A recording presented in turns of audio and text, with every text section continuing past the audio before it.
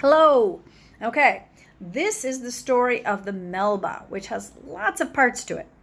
One, let me tell you about what it's good for this time. All right, a Melba is one of the earliest sweet-eating apples we have. It also is excellent for applesauce. It completely cooks up. You can leave the peel on, and it adds this beautiful pink ribbon to the applesauce. It also is very good as an addition to a pie. It's a natural sweetener. If you have, say, an Alexander, add a Melba in to that pie. It makes it sweeter without adding applesauce to it. So the other thing is you'll notice that it's shiny. We've done nothing to this Melba. We're integrated pest management. We're not going to wax anything. What this is this is the apple's own natural layer cellulose. This is not the only variety that does this. But it's a natural own cellulose layer. It helps protect the apple. It helps keep it juicy. It's actually desirable. It's something that you don't want to wipe off. Now, the other thing that I just really love about the Melba is its history and how it came up. And you'll quickly hear why. The Melba was created by a man called W.T. Macoun. Yes, the Macoun is named after him. Fabulous man.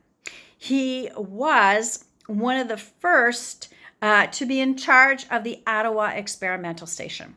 Let me back up. The Melba is in fact half Macintosh, which is a Canadian variety, and half Liveland raspberry. Now we call it Liveland raspberry, we call it lowland raspberry, we call it Russian raspberry. It is a Russian apple. We do have it. It's a little earlier in the year. It comes from Ottawa, Canada. As I said, it's from the Central Experimental Station in Ottawa, Canada. It was developed in 1898, so definitely an antique. It was first introduced commercially in 1909, which actually is a pretty small window of time between when it was introduced and then when it was commercially introduced. It did receive a Silver Wilder Award from the American Pomology Society in 1927. William T, by the way, stands for William Tyrrell Macoun. He lived from 1869 to 1933. He had 160 works in 728 publications in 2 languages. No surprise, since Canada, of course, is both French and English. In addition to apples, of course, he also developed roses, cabbages, and both hotbeds and for coal transportation. He also was involved in the development of plums and ginseng. So he was ahead of his time because a lot of ginseng didn't come over into this country until post-World War II, but he was already developing ginseng in the late 1800s, early 1900s. He developed plants for gardens, for orchards, and for public space like parks. He was the dominant horticulturalist at the Ottawa Experimental Station from 1910 to 1933. And you'll note his date of death was 1933, so he actually had the position through his death.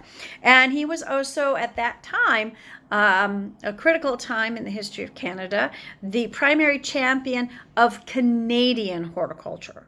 So he was a developer of that. As I said, the Mac is a Canadian apple, and we'll talk about that on another day. But the Melba is a child of the Macintosh, which is also a very nice apple.